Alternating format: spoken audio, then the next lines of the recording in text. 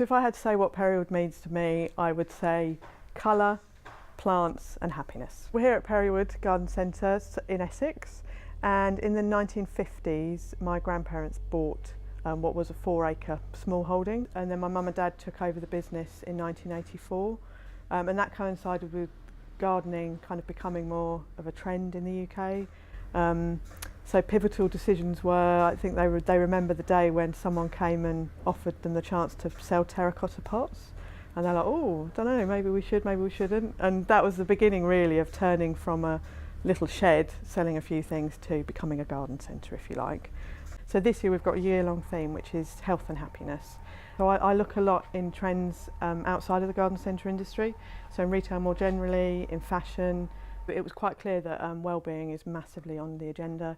You know, there's a lot of work going on around mental health and that, you know, the awareness of that.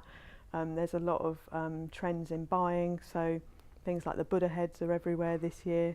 So I decided that well-being was an area that I wanted us to focus on.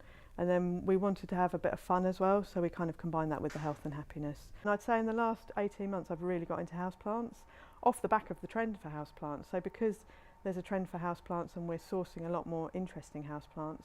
I used to have a few orchids, maybe a spider plant, but now I've gone big on the kind of foliage, the sansevierias, things like that, and it's safe to say I'm obsessed. It's quite scary each month how much my wages is going out on them, but I love it.